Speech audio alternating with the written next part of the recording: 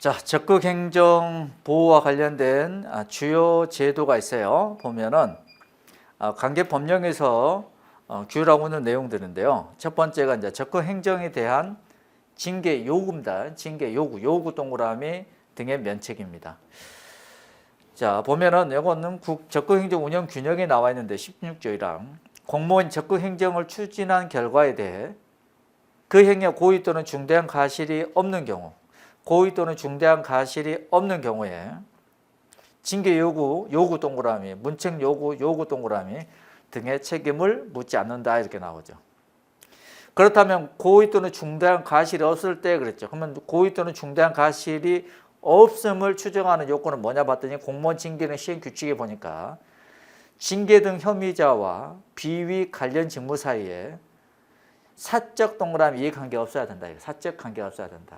사적인 이해관계 있으면 의심받죠, 여러분들. 그 다음에 대상 업무를 처리하면서 중대한 절차상의 하자가 없어야 된다. 대상 업무를 처리하면서 중대한 절차상의 하자가 없을까. 자, 이런 것들이 있을 때에는 어떤 업무 수행에 고의 또는 중과실이 없는 걸로 본다 이겁니다. 오케이? 사적인 어떤 이해관계 없어야 될 것. 그 다음에 대상 업무를 처리하면서 중대한 어떤 절차상의 하자가 없을 것. 이럴 때 이제 고의 또는 중대한 과실이 없다고 추정할 수 있다는 겁니다. 그 다음에 2번 적극행정에 대한 이번엔 징계 요구가 아니고 징계 면제입니다. 면제 제도입니다. 징계 면제죠. 공무원 적극행정 추진한 결과에 대해 그 행위에 고의 동그라미 중대한 과실 동그라미 없는 경우에 징계 관련 법령에 따라 징계 의결, 자, 징계 부과금 부과 의결을 하지 않는다 이렇게 나오죠. 징계 의결 또는 징계 부과금 부과 의결을 하지 않는다. 적극행정균형 제17조 1항에 나와 있어요. 자, 고의 또는 중과실이 없음을 추정하는 요소가 똑같아요. 공무원 징계는 시행규칙 3조의 2의 제2항에 쭉 나와 있는 내용들입니다. 똑같은 내용들이에요. 그 다음에 두 번째 징계위원회는 고의 또는 중과실, 고의 동그라미 중과실 동그라미 의하지 않는 비위로서 다음에 해당하는 경우에는 징계 의결 또는 징계 부과금 부과 의결을 하지 아니한다 이렇게 나오죠. 보니까는 불합리한 규제의 개선 등 공공을 이익을 위한 정책, 국가적으로 이익이 되고 국민 생활에 편익을 주는 정책 등등등. 그 다음 정책의 목표 달성을 위하여 업무 처리 절차나 방식을 창의적으로 개선하는 등 성실하고 능동적으로 업무를 처리하는 과정에서 발생한 것이 인정되는 경우에 그러한 비위에 대해서 고의 또는 중대한 과실이 없을 때에는 징계 의결 또는 징계 부과금 부과 의결을 하지 않는다는 거예요. 공무원 징계령 시행규칙 총리령에서 규율하고 있습니다. 그 다음에 사전 컨설팅 거친 경우에 대한 징계 면제제도 나오죠. 사전 컨설팅에. 자, 공무원이 사전 컨설팅 의견대로 업무를 처리했다. 사전 컨설팅 의견대로 업무를 처리했습니다. 둘째 줄 징계 요구 또는 문책 요구 등의 책임을 묻지 않는다 그랬어요. 징계 요구 동그라미, 문책 요구 동그라미 책임을 묻지 않는다. 다만 단서 규정 보시고요. 그 다음에 2번 적극행정운영규정 17조 2항에 나와 있는 거고, 그 다음에 16조 2항 공무원이 사전 컨설팅 의견대로 업무 처리를 했습니다. 징계 관계 법령에 따라 징계 의결 등을 하지 않는다 그랬어요. 징계 의결 등을 하지 않는다. 이거는 적극행정균형 제17조 2항에 나와 있어요. 그렇다면 사전 컨설팅 제도란 게 뭐냐 이거야. 사전 컨설팅 제도란 게 뭐냐. 자, 적극행정을 추진하는 과정에서 불명확한 법령 등 의사결정에 어려움을 야기하는 요인이 있어서 감사원 밑줄, 자체 감사기구 밑줄 의견을 구하는 경우에 그에 대해 의견을 제시하여 주는 제도인데 이 사전 컨설팅의 의견대로 업무 처리를 했다는 거야. 그러면 어떻게 징계 의결 요구, 문책 요구 면제되고 오케이? 징계 의결 한다 안 한다? 안 한다 이겁니다. 자, 사전 컨설팅 제도 쭉 나오죠. 여러분들 한번 보시고. 그 다음에 4번 적극행정위원회의 지시대로 업무 처리한 경우에 징계 면책 제도 나오죠. 적극행정위원회입니다. 공무원 적극행정위원회가 제시한 의견대로 업무를 처리했을 때 그 밑에 보면 면책 요건을 충족한 걸로 본다 이렇게 나오죠. 면책 요건을 충족한 걸로 본다. 그 밑에 보면 적극행정위원회는 공무원이 적극행정을 추진한 결과에 대해 감사원법에 따른 감사를 받게 되는 경우에 해당 공무원의 요청에 따라 감사원에다가 면책을 건의할 수 있다. 적극행정운영규정 16조에 사항이 나와 있죠. 공무원이 적극행정위원회가 제시한 의견대로 업무를 처리한 경우에는 징계, 의결 등을 한다 안 한다? 하지 않는다. 다만 공무원과 대상 업무 사이에 사적인 이해관계가 있거나 사적 동그라미 위원회가 심의하는 데 필요한 정보를 충분히 제공치 않는 경우는 그러지 아니한다. 적극행정운영규정 제17조 3항에 나와 있는 내용입니다. 적극행정위원회가 지시한 대로 업무 처리했을 때 징계 면직한다는 거예요. 징계 면직. 그다음 5번 고도의 정책 사항에 대한 실무직의 징계 면제제도 나오죠. 실무직 공무원이 적극행정에 나설 수 있도록 고도의 정책 사항에 대해 실무직 공무원을 보호해주는 제도다.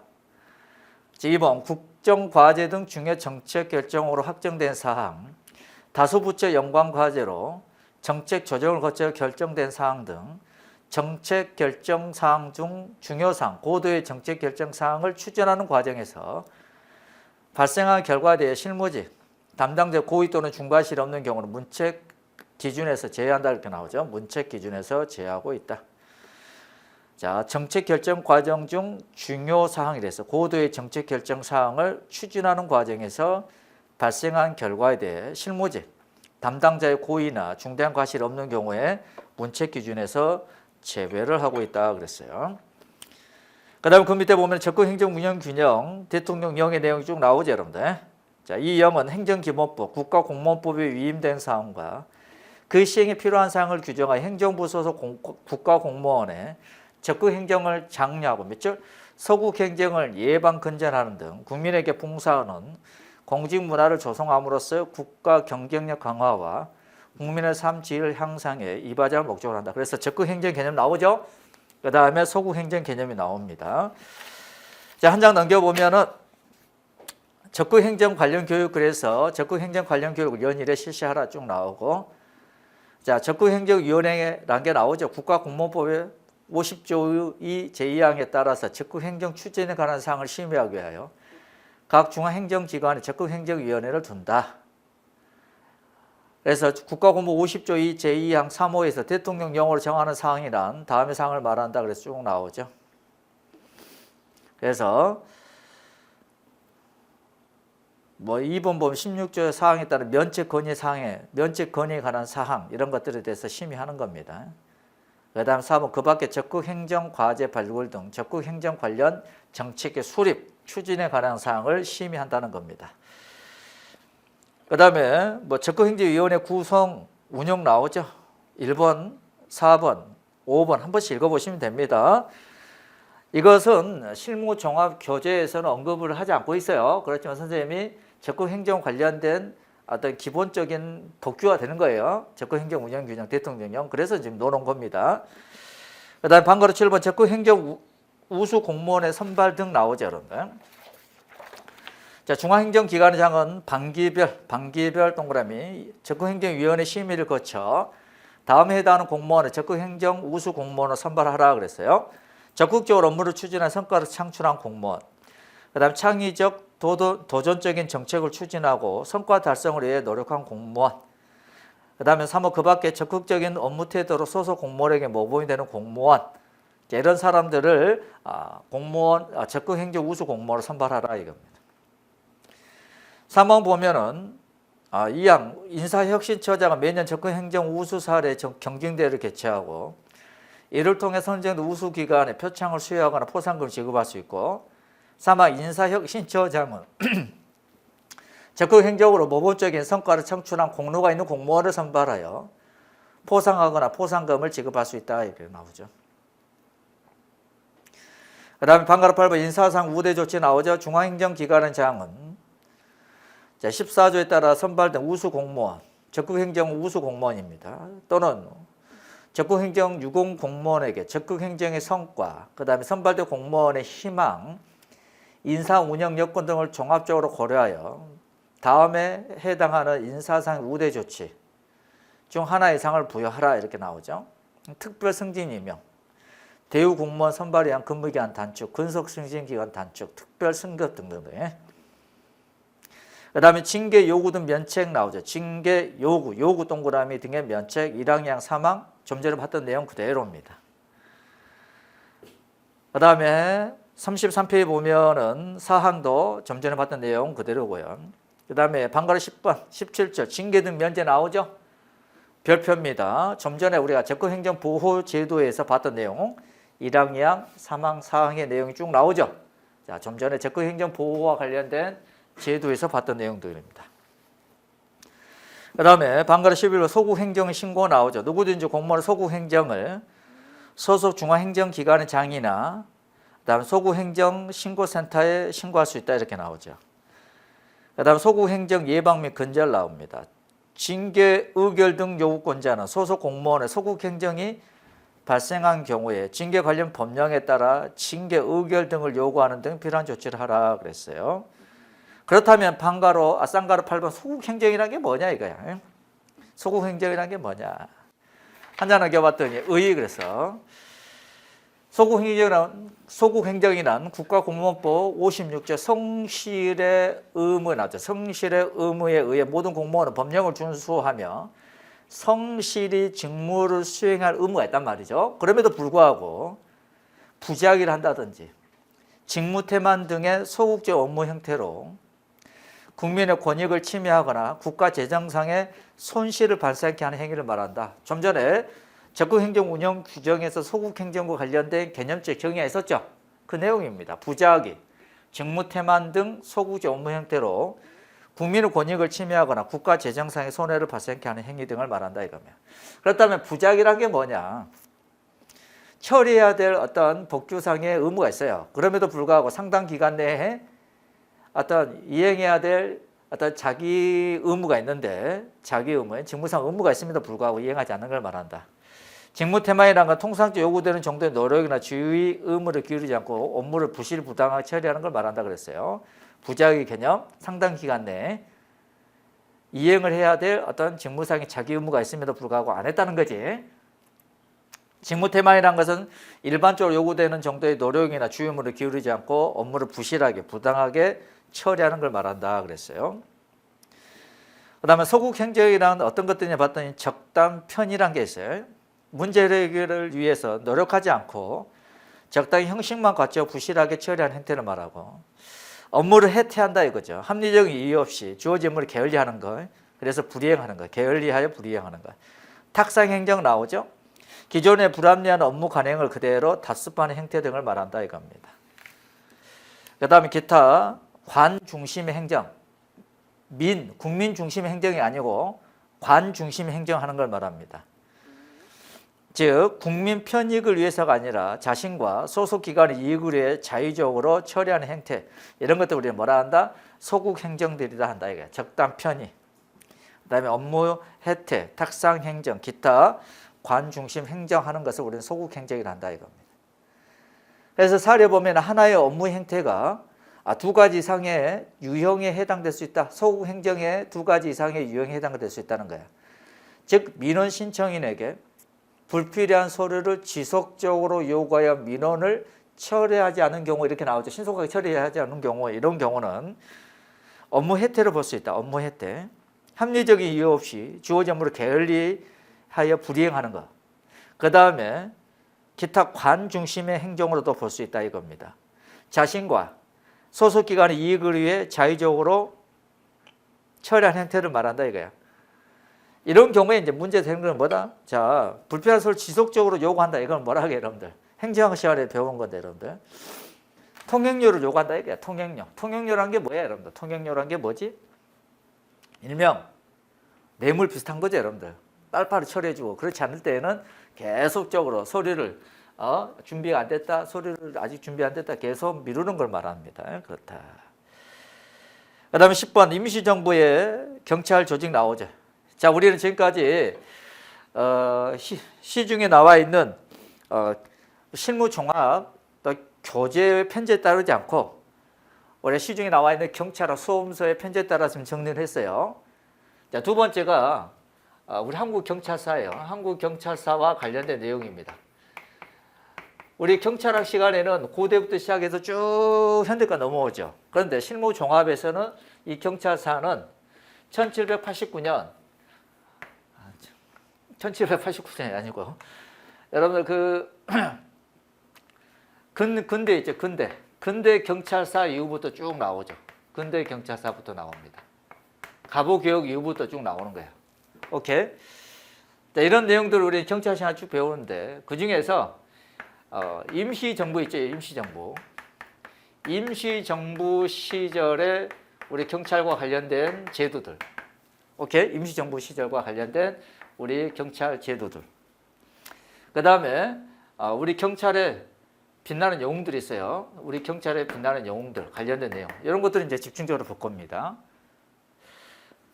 자, 보게 되면은 임시정부 경찰 조직이라고 나오죠. 임시정부는 상해 임시정부, 중경, 이동시기 등이 있어요.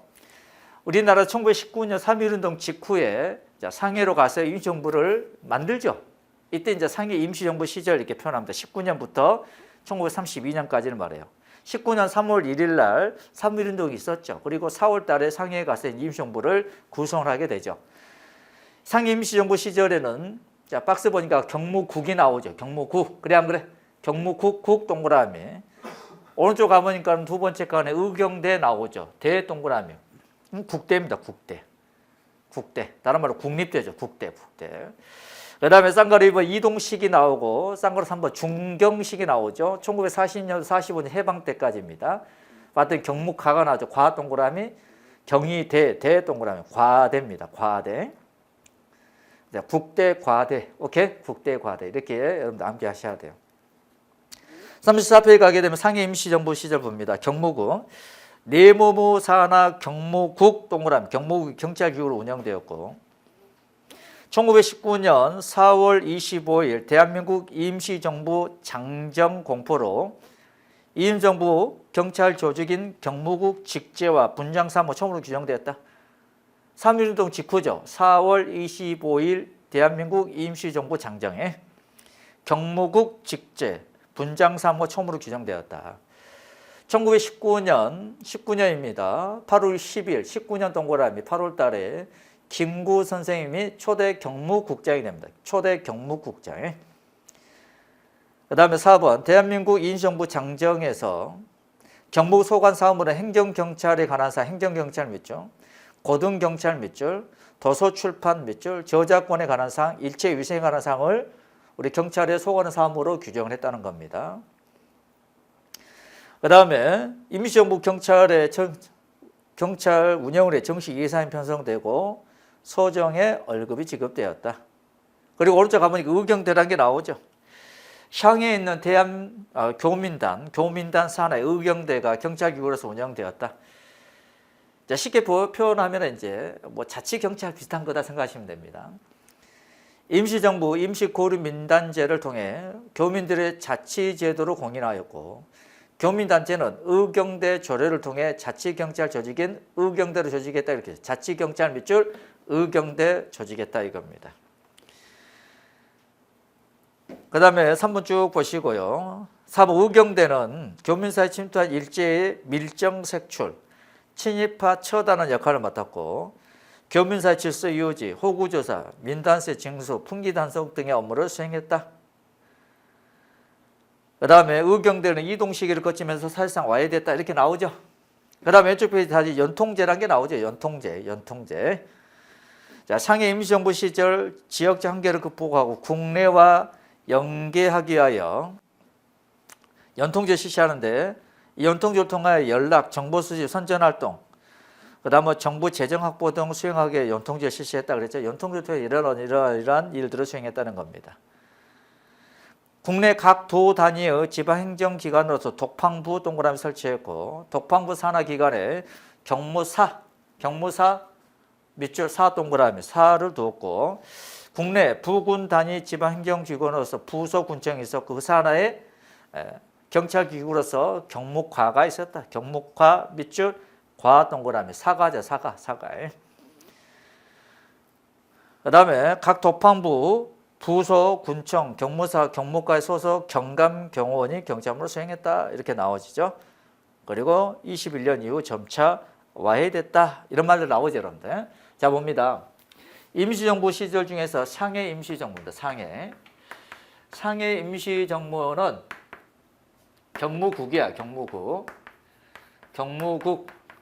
그 다음에 의경대. 의경대. 의경대. 자치경찰로서 의경대. 그래서 우리는 국대, 국대. 국립대. 국립대.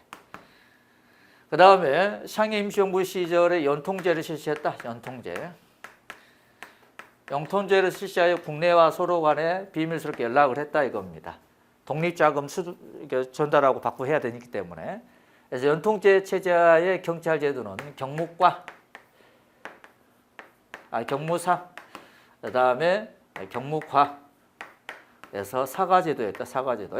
국대, 그 다음에 사과, 국대 사과 이렇게 암기하시는 겁니다. 경무사, 그 다음에 경무과. 잘 알아두셔야 돼요. 그 다음에 이동식이 지나가고 이제 중경시대 1940년부터 1945년 내무부 경무과 나오죠. 경무과 과 동그라미. 자, 1940년 9월 임시정부가 중국 정부 임시 수도인 중경이 자리 잡았다 이거야.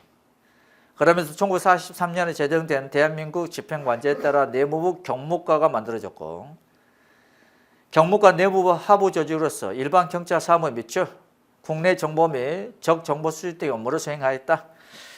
그 다음에 경위대가 나오죠. 내무 직속의 경찰 조직인 경위대, 경위대 밑줄 대 동그라미 경찰기구로서 운영되었다. 1941년 내무 직속으로 경찰 조직인 경위대를 설치하고 그 규칙으로서 경위대 규정을 두었다. 통상 경위대장, 대장은 경무과장이 견임했고 경위대 주요 임무는 임시정부 청사 경비 동그라미 경비, 임시정부의 요인을 보호, 요인 보호하는 업무를 수행했다. 4번 간복 이후에 임시정부 요인들이 우리나라 코리아에 다시 돌아올 때 한국 갈 때 경위대는 김구주석 등이 안전하게 귀국할 수 있도록 경호 동그라미 업무를 수행했다. 이렇게 나오죠, 여러분들. 자, 이동 시기를 거치면서 중국 정부의 임시 수도였던 중경 시대가 됩니다. 자, 중경 시대가 되면서 이때 경무과가 만들어지고 경찰 조직 경무과가 만들어지고 그 다음에 경위대도 설치하죠. 그래서 경무과장이 경위대장 일을 그대로 수행했다 이겁니다. 그럼 여기는 봐보세요. 여기는 의경대죠. 의경이 승진해서 뭐가 됐다? 경위가 된 겁니다. 의경이 승진해서 뭐가 된 거예요? 경위가 됐다. 그래서 국대인데 이 의경 대신에 경위대 하면은 찾아내야 됩니다. 그래서 의경이 나중에 경위로 승진했다. 이때 경위대장에 이때 경위라는 건 뭐냐면은 임시정부 청사를 경비한다 할 때 임시정부 주요 요인에 대하여 경호한다. 해방 이후에 임시정부 김구주석 포함한 주요 기관들 우리나라 들어올 거 아닙니까? 그때 경호했다 이거예요. 경호. 그래서 경비, 경호 등 했다 그래서 경위대가 되는 겁니다. 경위 말 그대로 뭐다요? 이거는 군 조직이다, 경찰 조직이다, 경찰 조직이다. 이 정도 이해하시면 됩니다. 이해하면 돼요. 자, 봅니다. 상해 임시정부 시절엔 국대에서 국대.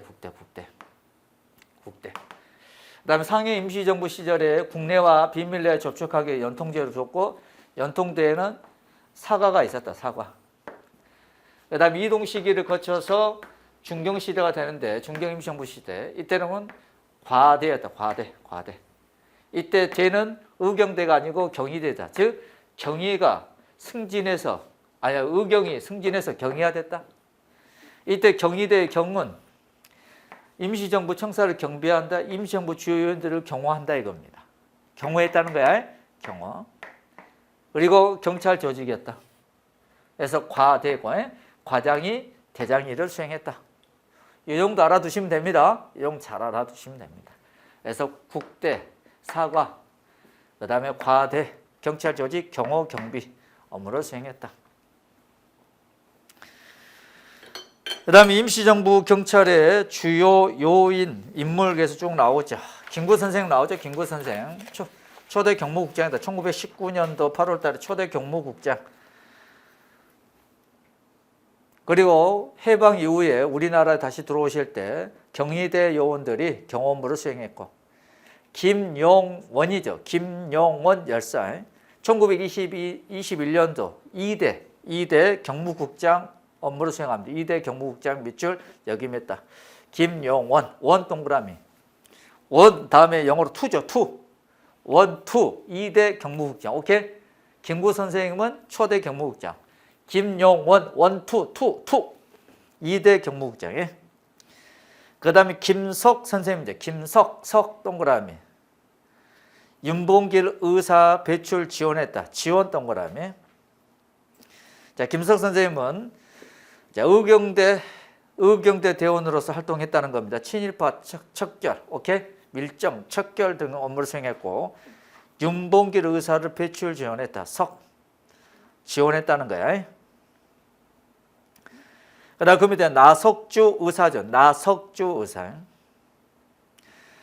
경무국 경호원으로서 업무를 수행했고, 의경대 대원으로서 활동했고, 2번 식산은행 나오죠. 식산은행. 동양척식회사에 폭탄을 투여했다. 식산은행, 식 동그라미. 동양척식 동그라미 회사에 폭탄을 투척하였다. 나석주 의사의 석 동그라미. 석식이죠. 석식. 그래 안 그래? 석식.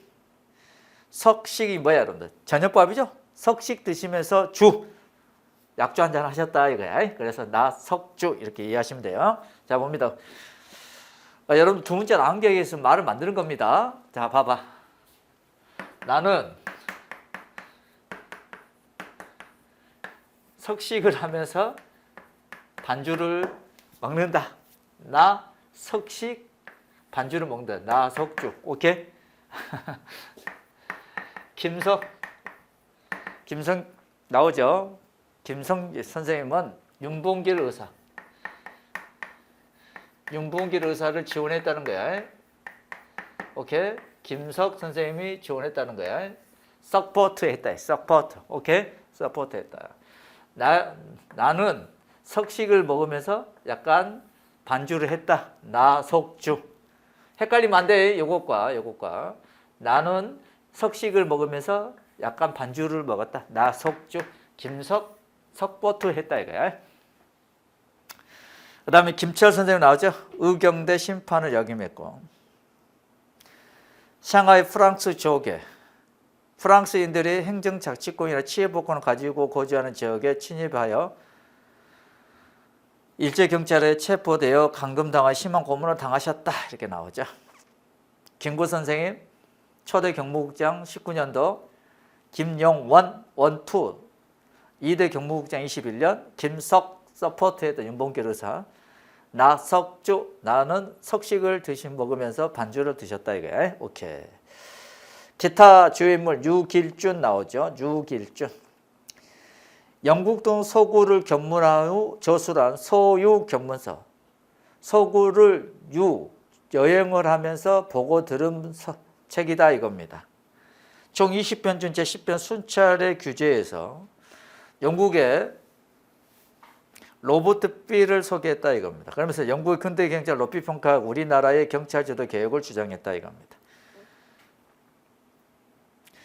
자, 근대 경찰 제도를 치안 유지, 그 다음에 개명한 진보를 위한 중요 수단을 보면서 그 목적이 민생 동그라미 복지와 안강에 있다고 인식하였고, 그 다음에 4번 행정경찰, 사법경찰 분리 동그라미 주장했다. 자, 유길준 선생님은 영국 있죠? 영국의 로버트 B를 소개한 거죠. 그러면서 우리나라의 경찰의 개혁을 주장했죠. 그 영국 경찰, 영미경찰, 행정경찰, 사법경찰이 분리되어 있어요? 분리되어 있지 않아요? 분리되어 있지 않죠? 그런데 이분은 4번에서 우리나라는 행정경찰과 사법경찰 분리를 주장했다 이겁니다. 그 다음에 경찰 업무의 치안과 위생 업무를 강조했다. 김옥균, 박용효 나오지? 일본 경찰 제도에 영향을 받았다. 순검제 강조, 치안과 위생 업무 강조 이런 게 있다. 그 다음에 13번 자랑스러운 경찰의 표상 그래서 나오죠. 여러분들 경찰 시간에 다 배웠던 내용들입니다. 우리 승진 준비하신 분들도 기존에 준비하신 분들은 다 아는 내용들일 겁니다. 백범 김구 선생 초대 국무국장. 그 다음에 1932년 의경대 대장으로서 취임했다. 초대 의경대 대장이 아닙니다. 초대 경무국장이고 의경대장 업무를 수행했다는 거야. 밀정 세출, 처단, 친일파 처단 등등. 그 다음에 1940년 임시정부의 주석으로 선출되었다. 그 다음에 강복구 기획국장 김구 선생 1947년 경모부 교육국에 출관한 민주경찰 밑줄 창간 후에 자주독립과 민주경찰은 축사를 기고하셨다 이겁니다. 안맥경 총경 나오죠. 안 동그라미 안. 도산 안창호 선생님 안 똑같이 안씨죠. 조카 딸입니다. 그 다음에 쭉 보시고요. 4번 1946년도 5월 달에 미군정 시기에 제1기 여자경찰 간무로 임명했고 1922년도 서울여자경찰서장은 2년간 역임했고 풍속, 소년, 여성보호경찰 업무를 수행했다 이겁니다. 그 다음에 7번 1961년 5.16 군사정변이 일어나자 군사정권에 협조할 수 없다고 사표를 제출했다 뭐 이런 말도 나오죠. 그 다음 문형순 경감입니다. 경감. 신은 무관학교 졸업 후 독립군 출신으로 광복 후 경희로 경력청되었고 2번 모술포 서장 동그라미 서장 경감이죠. 경감.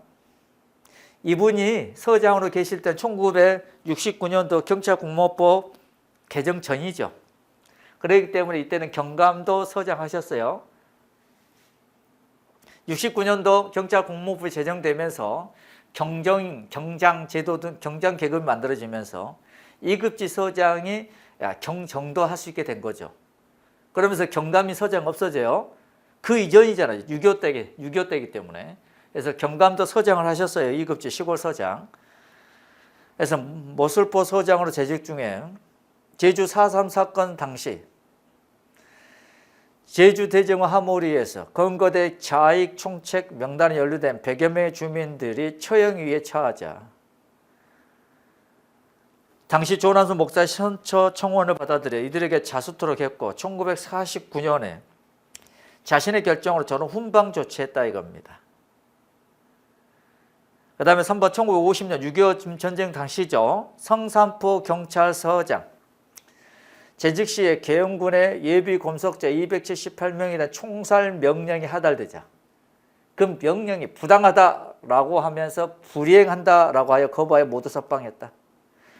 이때는 경찰도 6.25 전쟁 시잖아. 전쟁 시는 군의 지휘를 받게 되죠. 근데 거절했다는 거야. 그럼 본인의 생명이 이태로운 상황이죠. 그럼에도 불구하고 수백 명을 살려냈다는 겁니다. 그래서 한국판 신들러이다라고 말씀하십니다. 사람도 살려냈잖아. 그래 안 그래? 인권경찰이다. 민주경찰이다. 이렇게 표현합니다. 민주인권경찰표상에. 여러분들 이때만 해도 자익이다. 그럼 어떻게 돼요? 자익에 대한 어떤 인권적 침해가 장난 아니었겠죠. 그래 안 그래? 6.25 당시니까 무조건 쏴서 죽여버리잖아. 그래 안 그래? 목숨을 거신 분이죠. 그 다음에 안종삼 서장님이죠. 구례경찰서장님으로 계셨죠. 여순 사건 이후에 구례군 국민훈련원 구례분원을 설치하여 보도연명원에 복권의 기회를 부여했다 이겁니다. 1950년 6.25 당시입니다. 예비 검속된 보도연명원에 대한 총살 명령이 하달되자 480명의 예비 검속자 앞에서 내가 죽더라도 방면하겠으니 국가를 위해 충성해달라고 연설하고 저는 방면했다. 나오죠 여러분들. 안종삼 서장. 내가 죽더라도 방면하겠다. 총살 명령이 하달됐다는 거야. 문형순 경감. 6.25 당시 성산포 서장 재직 시에 총살 명령이 하달됐죠? 그래 안 그래? 총살 명령이 똑같이 하달됐어요?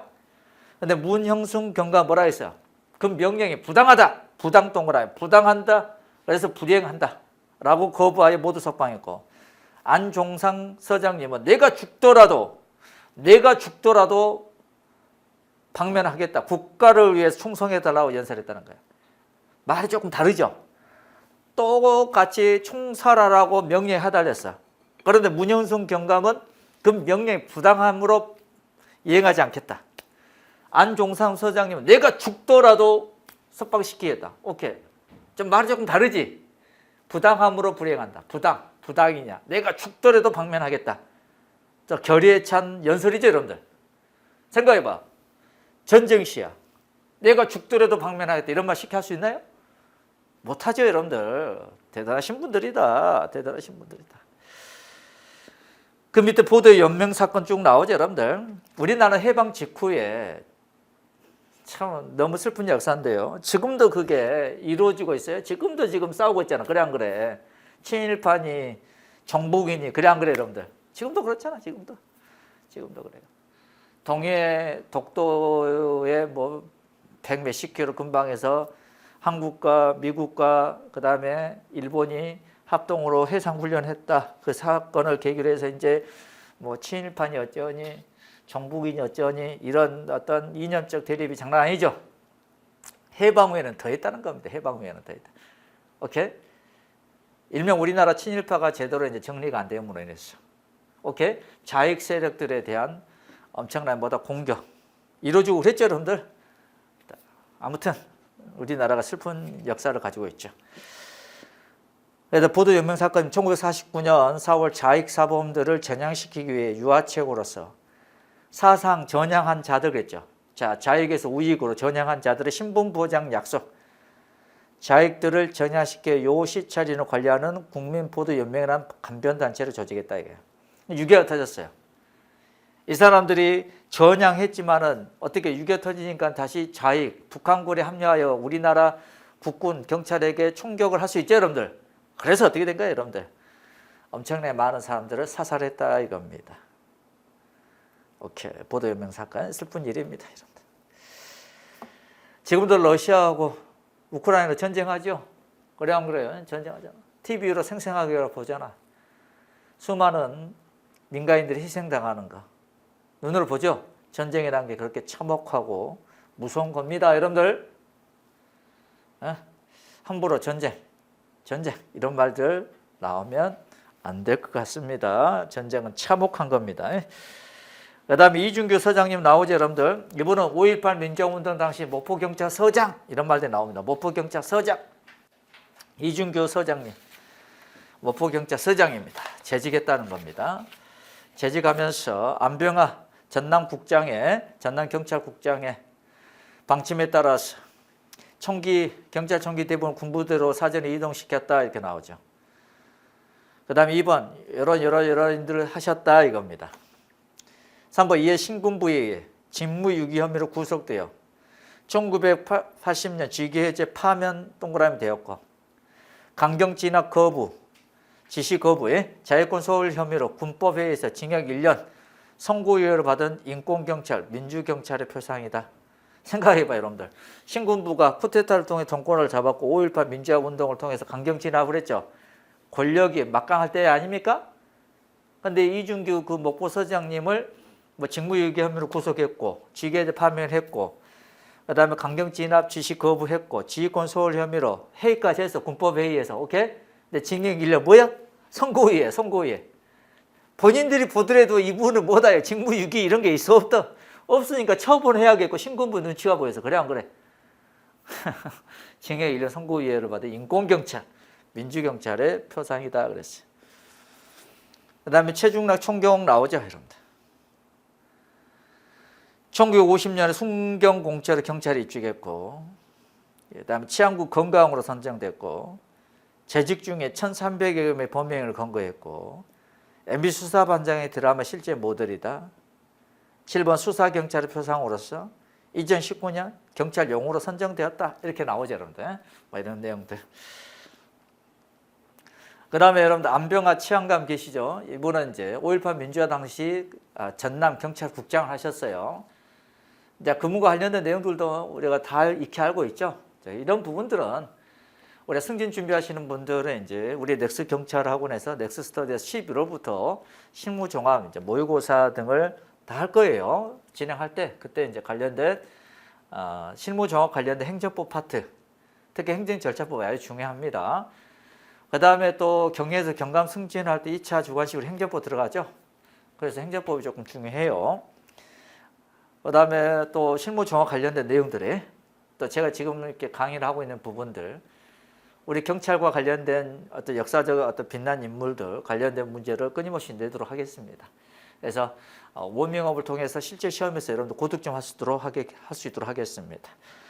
14번 로버트 빌 나오죠? 15번 로버트 빌에 이 부분은 영국 경찰과 관련된 근대 경찰 아버지로서의 이분들이 이제 경찰 개혁과 관련된 내용들 이런 것들을 이제 쭉 제시했다는 겁니다.